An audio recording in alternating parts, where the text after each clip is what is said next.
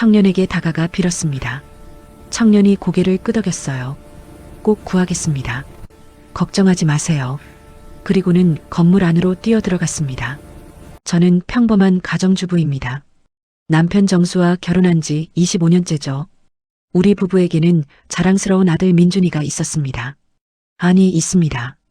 지금도 어딘가에 살아있을 거라 믿고 있으니까요.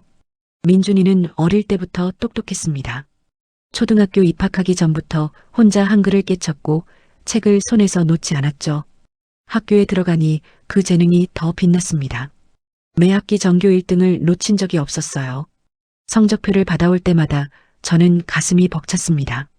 우리 아들이 이렇게 훌륭하게 자라주다니. 하지만 민준이에게는 성적 외에도 특별한 면이 있었습니다. 동네에서 넘어진 할머니를 부축해드리고 무거운 짐을 들어드리는 모습을 여러 번 봤죠. 학교 선생님들도 민준이의 인성을 칭찬하셨습니다. 친구가 다치면 제일 먼저 달려가 보건실까지 데려다주고 공부를 못하는 아이들을 방과 후에 가르쳐주기도 했다고 하더군요. 민준아, 넌 정말 착한 아이구나. 제가 그렇게 말하면 민준이는 수줍게 웃었습니다. 별거 아니에요, 엄마. 당연한 일인데요. 그 순수한 눈빛을 저는 지금도 기억합니다. 남을 돕는 게 당연하다고 생각하는 아이였죠. 중학교에 올라가서도 민준이는 변함없었습니다. 성적은 여전히 최상위권이었고 선생님들의 사랑을 독차지했어요. 저와 남편 정수는 민준이의 미래를 그렸습니다. 의사나 판검사 혹은 대기업 임원. 민준이의 능력이라면 무엇이든 될 수 있을 거라 확신했죠. 민준이 엄마 부럽습니다. 아들이 그렇게 잘하니까 얼마나 좋아요. 동네 엄마들이 그렇게 말할 때마다 저는 뿌듯했습니다. 겸손한 척 고개를 저었지만 속으로는 자랑스러웠죠. 하지만 고등학교에 들어가면서 뭔가 달라지기 시작했습니다. 민준이는 여전히 전교 1등이었습니다. 하지만 표정이 예전 같지 않았어요. 웃음이 줄어들었고 방에 혼자 있는 시간이 늘어났죠. 저는 단순히 사춘기라고 생각했습니다. 이 시기가 지나면 다시 예전의 밝은 민준이로 돌아올 거라고요. 3학년이 되었습니다. 대학 입시를 앞둔 중요한 시기였죠. 저와 남편은 민준이에게 더 많은 것을 요구했습니다. 학원 시간을 늘리고 자율학습 시간도 연장했어요. 주말에도 쉬지 못하게 했습니다. 민준아, 지금이 중요한 때야. 조금만 더 참고 견디면 좋은 대학 갈 수 있어. 남편 정수가 그렇게 말했습니다. 저도 거들었죠. 엄마 아빠가 이러는 게 다 너를 위해서야. 나중에 고맙다고 할 거야. 민준이는 아무 말도 하지 않았습니다. 그저 고개만 끄덕였죠. 그때 민준이의 눈빛에서 뭔가 꺼져가고 있다는 걸 알아챘어야 했습니다. 하지만 저는 몰랐어요. 아니, 보려 하지 않았던 것 같습니다. 그리고 10년 전 그날이 왔습니다. 2015년 6월 15일. 제 인생이 송두리째 바뀐 날이죠. 아침에 민준이는 평소처럼 학교에 갔습니다. 저는 도시락을 싸주면서 말했어요. 오늘 모의고사 잘 봐. 엄마가 좋아하는 반찬 넣어뒀어. 민준이는 대답 없이 가방을 메고 나갔습니다. 그게 마지막이었어요. 학교에서 연락이 왔습니다. 민준이가 등교하지 않았다고요. 처음에는 어디 아픈가 싶어 병원들을 찾아다녔습니다. 하지만 어디에도 없었죠. 채터 이실종. 민준이 방으로 뛰어들어갔습니다. 책상 위에 편지 한 장이 놓여 있었어요. 손이 떨렸습니다. 편지를 펼치는 순간 눈앞이 캄캄해졌죠. 엄마, 아빠 미안해요. 저는 제가 원하는 삶을 살고 싶어요. 걱정하지 마세요. 잘 지낼게요. 그게 전부였습니다. 더 이상의 설명도 연락처도 없었어요. 저는 그 자리에 주저앉았습니다. 남편 정수가 퇴근하고 집에 왔을 때 저는 아직도 민준이 방에 앉아 있었죠. 여보, 민준이가 집을 나갔어요. 가출했어요. 제 목소리는 떨렸습니다. 남편 정수의 얼굴이 굳었어요. 뭐라고? 민준이가? 우리는 즉시 경찰서로 달려갔습니다. 신고를 하고 수색을 요청했죠. 하지만 경찰의 반응은 시큰둥했습니다. 고등학생 가출은 흔한 일입니다. 대부분 며칠 안에 돌아와요. 조금 기다려보세요. 담당 형사의 말이었습니다. 저는 화가 났어요. 조금이라뇨? 우리 아들이 사라졌는데 어떻게 조금 기다리라는 겁니까? 목소리를 높였습니다. 하지만 소용없었죠. 경찰은 형식적인 절차만 밟았어요. 일주일이 지났습니다. 민준이는 돌아오지 않았어요. 저는 민준이 친구들을 만났습니다. 혹시 무슨 단서라도 있을까 싶어서요. 민준이가 요즘 어땠니? 특별히 하고 싶다고 한 게 있었니? 친구들은 고개를 저었습니다. 다들 민준이가 공부만 했다고 말했죠. 특별히 친한 친구도 없었다고 했어요. 제 가슴이 무너졌습니다. 민준이가 그렇게 외로웠다니. 한 달이 지났습니다. 저는 미쳐가고 있었어요. 밤마다 악몽을 꿨습니다. 민준이가 어딘가에서 다치거나 배고파하는 꿈이었죠. 남편 정수도 수척해졌습니다. 회사도 제대로 다니지 못했어요. 여보, 우리가 뭘 잘못한 걸까요? 어느 날 밤 남편이 물었습니다. 저는 대답할 수 없었어요. 잘못한 게 뭔지 알면서도 인정하고 싶지 않았으니까요. 경찰은 수사를 계속했습니다. CCTV를 추적하고 카드 사용 내역을 확인했죠. 하지만 민준이는 흔적을 남기지 않았어요. 마치 공기처럼 사라져버렸습니다. 부인, 솔직히 말씀드리면 찾기 어려울 것 같습니다. 본인이 의도적으로 숨은 거라면 더욱 그렇죠. 담당 형사가 조심스럽게 말했습니다. 저는 그 말을 받아들일 수 없었어요. 계속 찾아주세요. 제발요. 우리 아들을 찾아주세요. 무릎을 꿇고 빌었습니다. 형사는 난처한 표정을 지었죠. 1년이 지났습니다. 수사는 사실상 종료됐어요. 새로운 단서가 전혀 나오지 않았으니까요. 저는 포기할 수 없었습니다. 개인 탐정을 고용했어요. 하지만 결과는 마찬가지였죠. 민준이의 방은 그대로 두었습니다. 책상 위에 연필, 침대 위에 이불, 모든 게 민준이가 떠난 그날 그대로였어요. 가끔 방에 들어가 민준이 옷에서 나는 냄새를 맡았습니다. 점점 희미해지는 민준이의 흔적이 안타까웠죠. 남편 정수와의 관계도 틀어졌습니다. 서로를 원망했어요. 당신이 너무 심하게 몰아붙였다고, 당신이 제대로 신경 쓰지 않았다고. 말다툼이 잦아졌습니다. 집안은 무덤처럼 조용했어요. 2년이 지났습니다. 주변 사람들은 이제 민준이 얘기를 꺼내지 않았어요. 저만 혼자 민준이를 찾고 있었습니다. 실종자 찾기 카페에 글을 올리고 SNS에 민준이 사진을 공유했죠. 하지만 아무 소식도 없었어요. 5년이 흘렀습니다. 2020년이 되었죠. 민준이는 23살이 되었을 겁니다. 어디선가 잘 살고 있을까요? 건강하게 지내고 있을까요? 생각만 해도 눈물이 났어요. 저는 상담을 받기 시작했습니다. 우울증 약도 먹었죠. 그렇게라도 하지 않으면 하루하루가 견딜 수 없었으니까요. 남편 정수는 저를 걱정했습니다. 여보, 이제 놓아줘야 해요. 민준이도 자기 삶을 살고 있을 거예요. 남편 정수가 조심스럽게 말했습니다. 저는 화를 냈어요. 놓아주라고요? 내 아들인데 어떻게 놓아줘요? 소리를 질렀습니다. 정수는 더 이상 아무 말도 하지 않았죠. 그런데 이상한 일이 있었습니다. 가끔 집 앞에 택배가 놓여 있었어요. 보낸 사람은 없었습니다. 상자를 열면 생활용품이나 건강식품이 들어 있었죠. 처음에는 누가 잘못 보낸 줄 알았습니다. 하지만 계속 반복되자 의문이 들었어요. 여보, 이거 혹시 민준이가 보낸 거 아닐까요? 정수에게 물었습니다. 정수는 고개를 저었어요. 그럴 리 없어요. 그냥 누가 잘못 보낸 거겠죠. 하지만 저는 믿고 싶었습니다. 민준이가 어딘가에서 우리를 걱정하고 있다고요. 그 생각이 저를 버티게 했어요.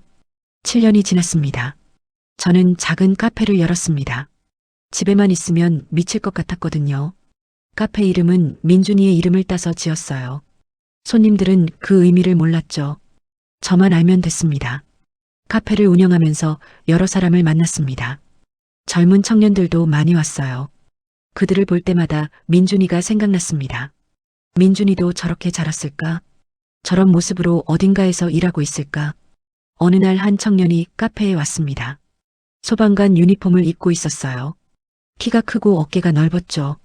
얼굴에는 약간의 그을음이 묻어 있었습니다. 아메리카노 한 잔 주세요. 청년이 주문했습니다. 저는 커피를 만들면서 물었어요. 소방관이세요? 네, 맞습니다. 청년이 환하게 웃었습니다. 그 웃음이 민준이를 닮은 것 같았어요. 착각이었겠죠. 힘든 일 하시네요. 위험하기도 하고요. 제가 말했습니다. 청년은 고개를 저었어요. 힘들지만 보람 있습니다. 사람을 구하는 일이니까요. 그 말에 가슴이 뭉클했습니다. 민준이도 이런 마음을 가진 아이였죠. 남을 돕는 걸 좋아했던 아이. 민준이도 이런 마음을 가졌으면 좋겠네요. 무심코 중얼거렸습니다. 청년이 고개를 갸웃했어요. 민준이요? 아, 아닙니다. 제 아들 이름이에요. 오래전에 헤어졌죠. 더 이상 말하고 싶지 않았습니다. 청년은 더 묻지 않았어요. 그 후로 그 청년은 가끔 카페에 왔습니다. 항상 같은 메뉴를 주문했죠. 아메리카노였어요. 민준이가 좋아하던 음료였습니다. 우연이었을까요? 8년이 지났습니다. 2023년이었어요. 저와 남편 정수는 예전보다 나아졌습니다. 여전히 민준이를 그리워했지만 일상을 살아갈 수 있게 되었죠. 카페도 안정적으로 운영되고 있었어요. 그런데 남편의 건강이 안 좋아졌습니다. 스트레스 때문인지 혈압이 높아졌어요.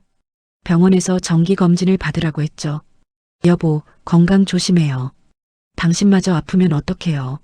제가 걱정하자 정수는 웃었습니다. 괜찮아요. 나도 오래 살아야 민준이 만나죠. 그 말에 눈물이 났습니다. 정수도 민준이를 기다리고 있었어요. 10년이 되었습니다. 2025년이었죠. 민준이는 이제 28살이 되었을 겁니다. 성인이 된 지 오래고 어쩌면 결혼했을 수도 있겠죠. 그런 상상을 하면 가슴이 아팠습니다. 그해 봄 이상한 일이 있었습니다.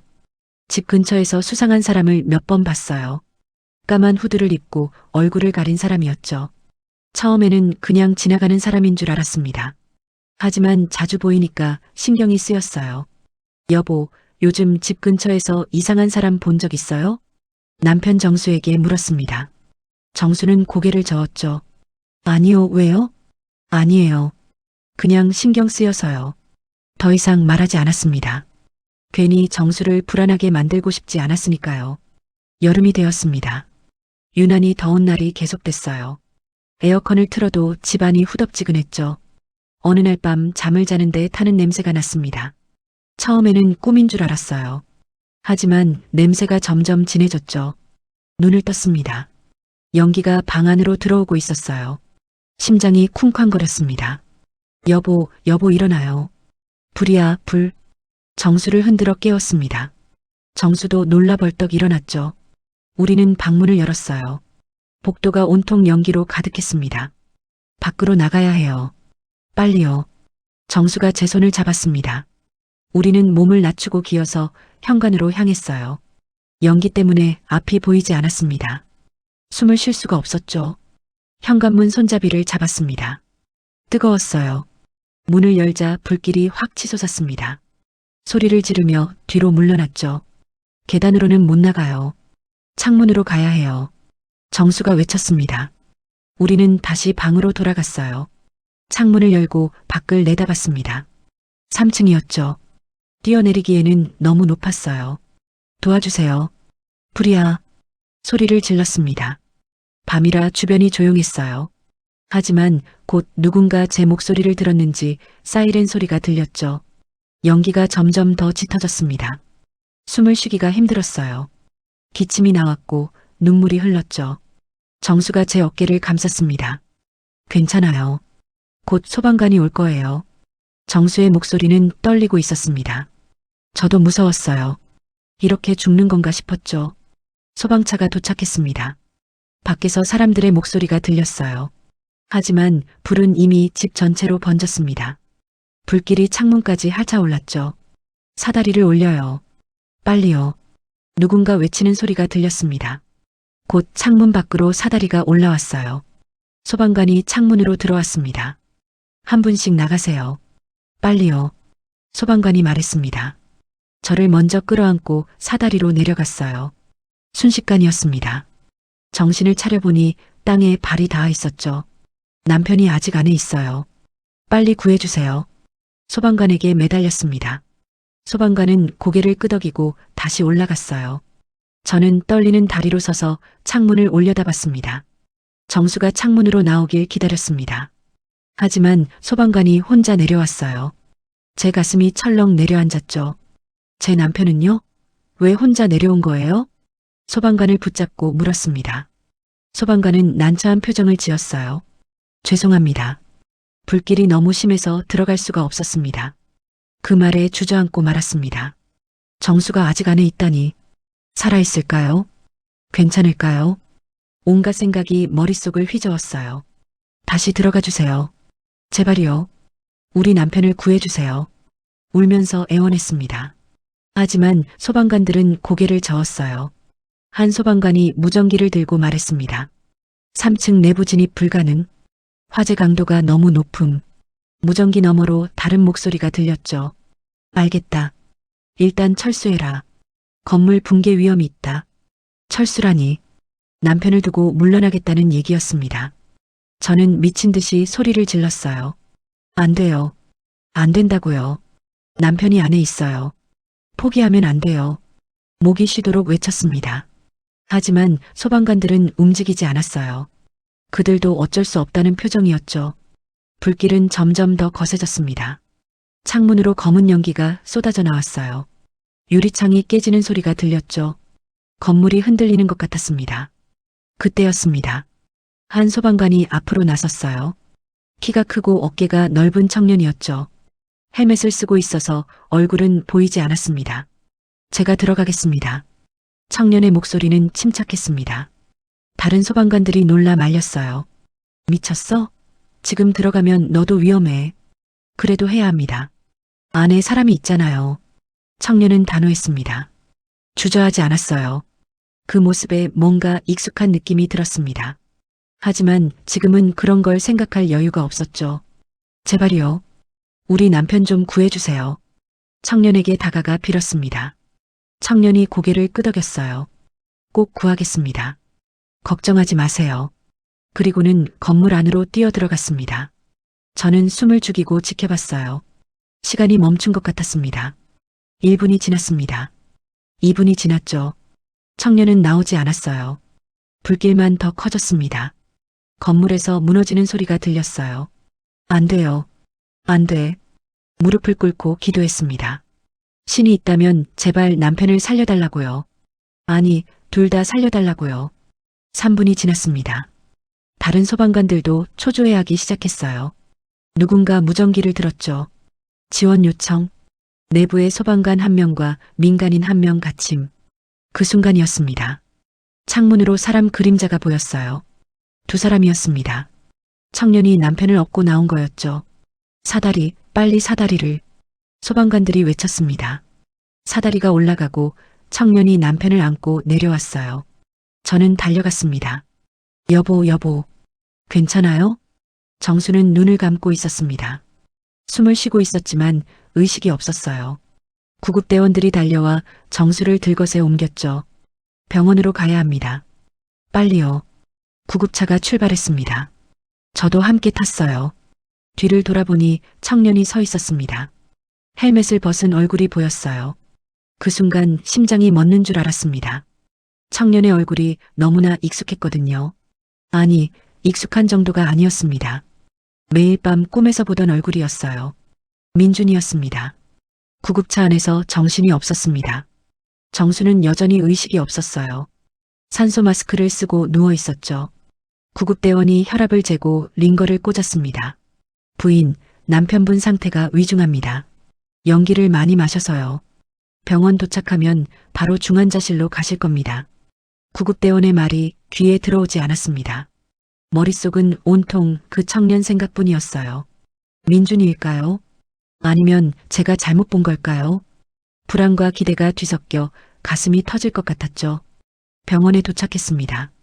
정수는 응급실로 실려 들어갔어요. 저는 밖에서 기다렸습니다. 의사가 나왔죠.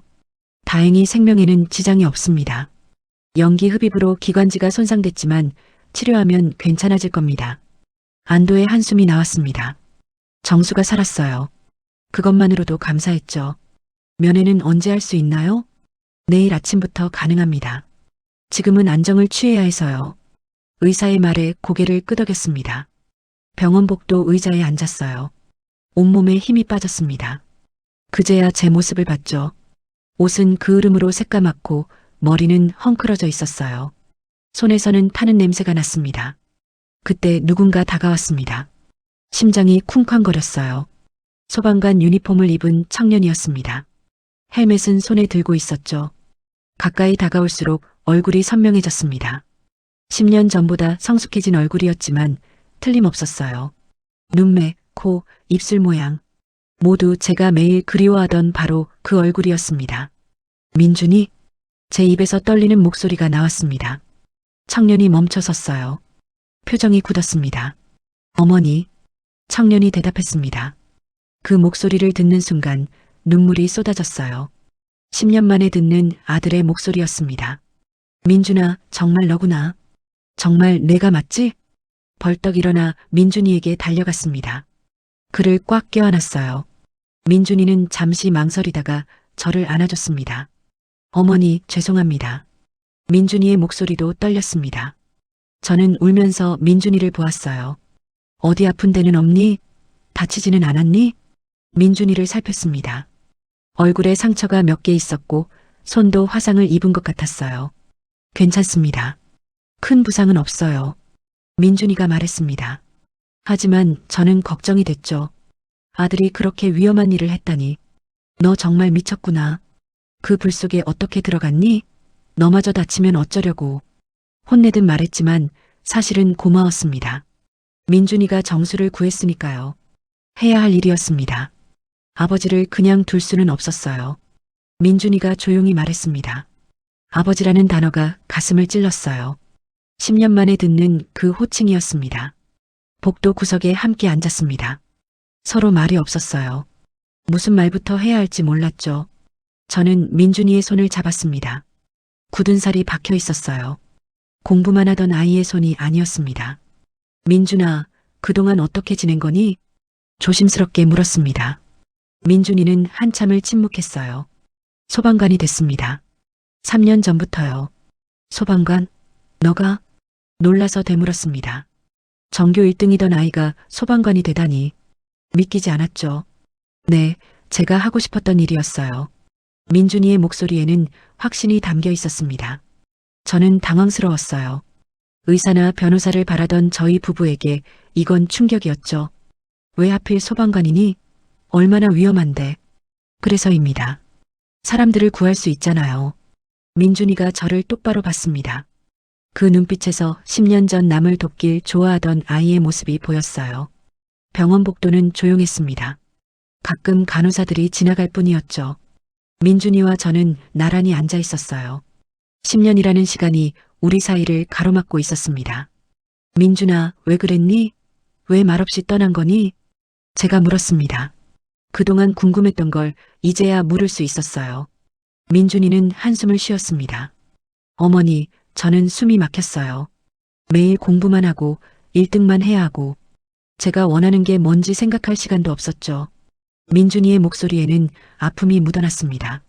저는 가슴이 찢어지는 것 같았어요. 그래도 말을 하지. 왜 말도 없이 나간 거니? 말했어도 듣지 않으셨을 거예요. 아버지와 어머니는 제가 좋은 대학 가고 좋은 직장 다니길 원하셨잖아요. 민준이가 쓴웃음을 지었습니다. 그 말에 할 말이 없었어요. 사실이었으니까요. 그럼 10년 동안 뭘 한 거니? 처음에는 공사장에서 일했습니다. 돈을 벌어야 했으니까요. 그러다가 어느 날 화재 현장을 봤어요. 민준이가 멀리를 보듯 말했습니다. 건물에 불이 났는데 소방관들이 사람을 구하더라고요. 그 모습을 보고 깨달았습니다. 이게 제가 하고 싶은 일이라는 걸요. 저는 민준이를 바라봤습니다. 예전에 민준이가 남을 돕는 걸 좋아했던 게 떠올랐어요. 할머니를 부축하고 친구들을 도왔던 모습들이요. 그래서 소방관이 된 거니? 네, 시험 공부를 했습니다. 쉽지 않았어요. 체력도 키워야 했고 이론도 공부해야 했죠. 2년 걸렸습니다. 민준이가 자랑스럽게 말했습니다. 저는 복잡한 감정이 들었어요. 한편으로는 자랑스럽고 한편으로는 안타까웠습니다. 위험하지 않니? 오늘처럼 불 속에 들어가면. 위험하죠. 하지만 보람 있습니다. 사람을 살릴 수 있으니까요. 민준이의 눈빛이 빛났습니다. 확신에 찬 눈빛이었어요. 그럼 왜 연락을 안 한 거니? 우리가 얼마나 걱정했는데. 제 목소리가 떨렸습니다. 민준이는 고개를 숙였어요. 죄송합니다.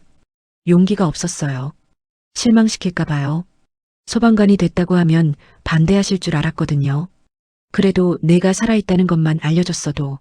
알아요. 잘못했습니다. 민준이가 진심으로 사과했습니다. 저는 민준이의 손을 꽉 잡았어요. 다시는 떠나지 마.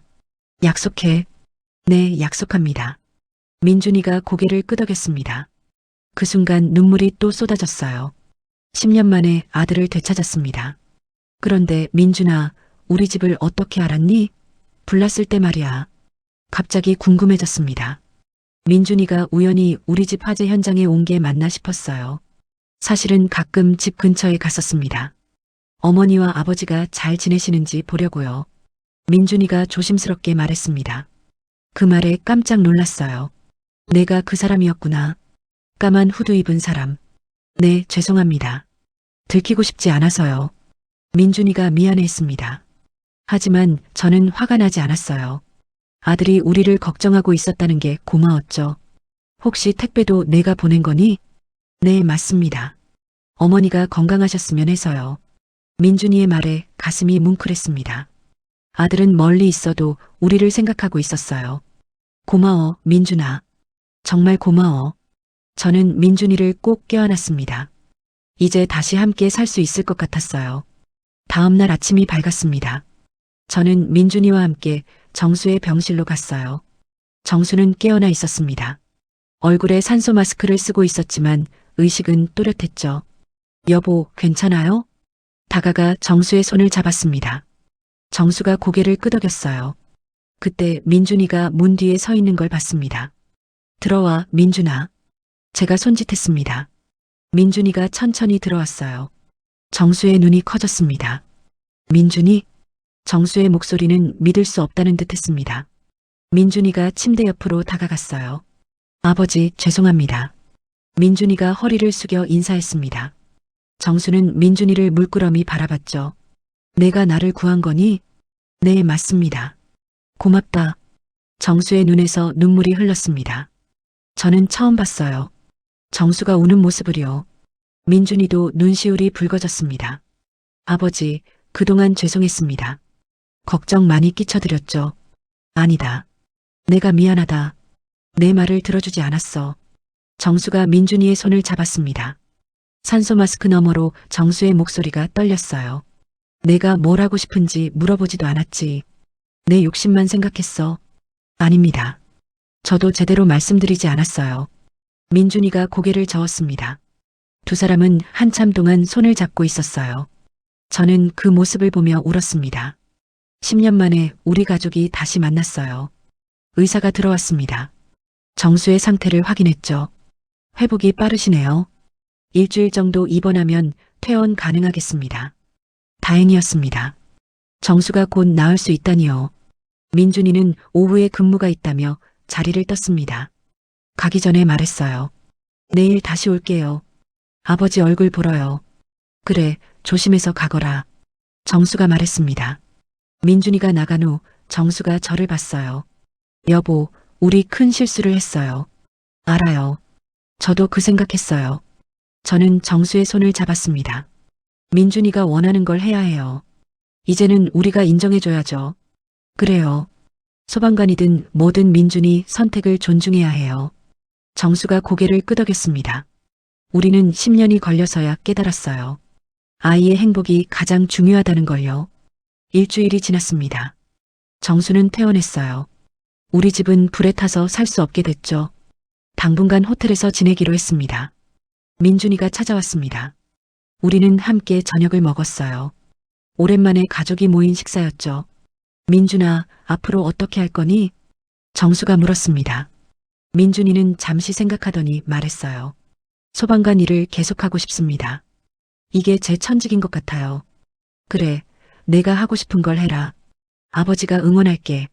정수의 말에 민준이가 놀란 표정을 지었습니다. 정말요? 그래, 정말이다. 10년 전에 그렇게 했어야 했는데 이제라도 늦지 않았으면 좋겠구나. 정수가 민준이의 어깨를 두드렸습니다. 민준이가 웃었어요. 밝은 웃음이었습니다. 한 달이 지났습니다. 우리는 새 집을 구했어요. 예전보다 작은 집이었지만 괜찮았습니다. 민준이도 함께 살기로 했죠. 민준이 방을 꾸몄습니다. 소방관 유니폼이 옷걸이에 걸려 있었어요. 책상 위에는 소방 관련 책들이 놓여 있었죠. 10년 전 그 방과는 완전히 달랐습니다. 민준아, 방이 마음에 드니? 제가 물었습니다. 민준이가 환하게 웃었어요. 네, 좋아요. 감사합니다, 어머니. 저는 민준이를 꼭 안아줬습니다. 이제 다시 잃지 않을 거예요. 어느 날 민준이가 말했습니다. 어머니, 제가 왜 소방관이 되고 싶었는지 말씀드려도 될까요? 그래, 말해봐. 우리는 거실 소파에 앉았습니다. 민준이가 천천히 이야기를 시작했어요.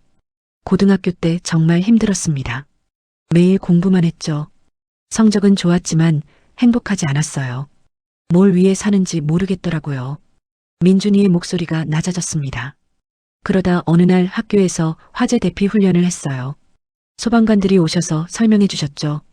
그분들이 사람을 구하는 얘기를 들으면서 가슴이 뛰었습니다. 그래서 소방관이 되고 싶었구나.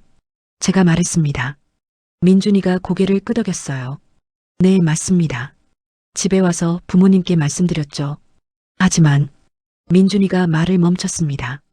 저는 그날을 기억했어요. 아빠가 화를 냈지. 네, 아버지는 소방관은 위험하다고 하셨죠. 차라리 의사나 변호사가 되라고요. 어머니도 같은 말씀을 하셨고요. 그 말에 가슴이 아팠습니다. 우리가 민준이의 꿈을 짓밟았던 거예요. 미안하다, 민준아. 엄마가 잘못했어. 아닙니다. 이제는 괜찮아요. 결국 제가 하고 싶은 일을 하게 됐으니까요. 민준이가 웃었습니다. 밝은 미소였어요. 정수도 민준이의 이야기를 들었습니다. 그날 저녁 정수가 민준이를 불렀어요. 민준아, 아빠가 사과하고 싶구나. 내 말을 들어주지 않아서 미안하다. 아버지, 괜찮습니다. 아니다. 괜찮지 않아. 내가 10년이나 떨어져 지낸 건 우리 잘못이야. 정수의 눈에서 눈물이 흘렀습니다. 민준이도 울었어요. 이제 다시 시작하자. 우리 가족이 함께. 정수가 민준이를 껴안았습니다.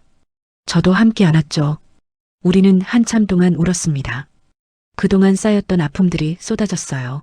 며칠 후 민준이가 근무복을 입고 출근했습니다. 저는 현관에서 민준이를 배웅했어요. 조심해서 다녀와.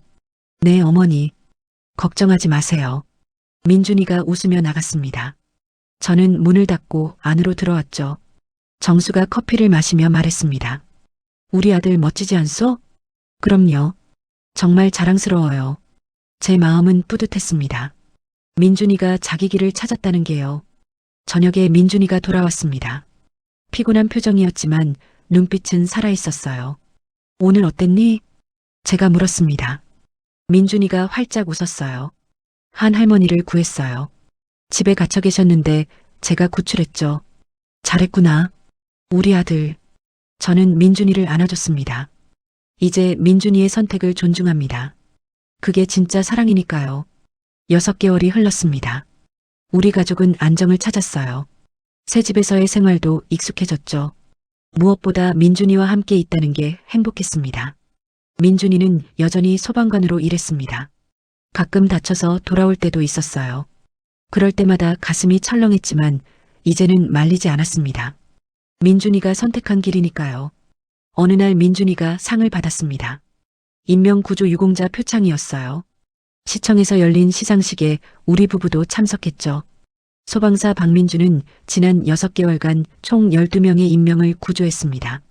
특히 지난 7월 화재 현장에서는 자신의 목숨을 걸고 시민을 구출했습니다. 사회자의 소개가 이어졌습니다. 저는 가슴이 벅찼어요. 우리 아들이 저렇게 훌륭한 일을 하고 있다니. 민준이가 무대에 올라가 상을 받았습니다. 사람들이 박수를 쳤죠. 저도 눈물을 흘리며 박수를 쳤어요. 옆에 있던 정수도 마찬가지였습니다. 저희 아들이에요. 저는 옆 사람에게 자랑스럽게 말했습니다. 그 사람이 웃으며 말했어요. 정말 대단하시네요. 자랑스러우시겠어요. 네, 정말 자랑스럽습니다. 진심이었습니다. 이제는 민준이의 직업이 자랑스러웠어요. 시상식이 끝나고 민준이가 우리에게 왔습니다. 손에 상패를 들고 있었죠. 어머니, 아버지, 이거 드릴게요. 왜 우리한테 주니?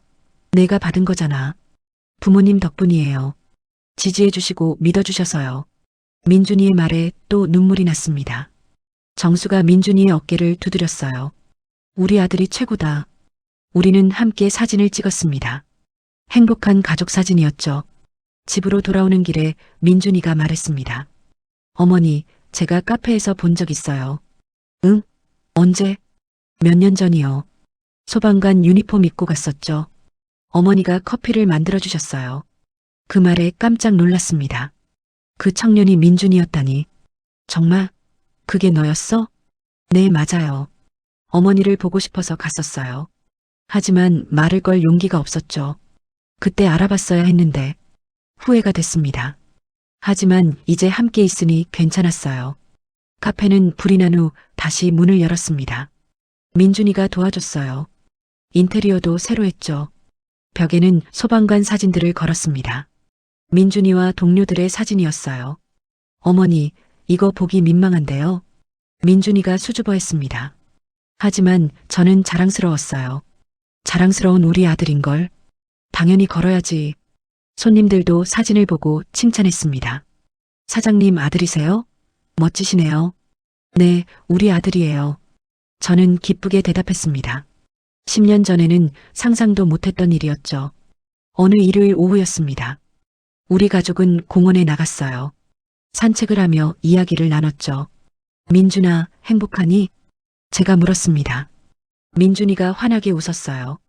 네, 정말 행복합니다. 제가 하고 싶은 일을 하고 가족과도 함께 있으니까요. 우리도 행복하단다. 정수가 말했습니다. 우리는 손을 잡고 걸었어요. 햇살이 따스했습니다. 그날 저녁집에서 저녁을 먹었습니다. 민준이가 좋아하는 음식을 만들었어요. 식탁에 둘러앉아 밥을 먹으며 웃고 떠들었죠. 민준아, 내일은 쉬는 날이지? 네, 내일은 쉬어요. 그럼 같이 영화 보러 갈까? 좋아요, 어머니. 민준이가 대답했습니다. 저는 행복했어요.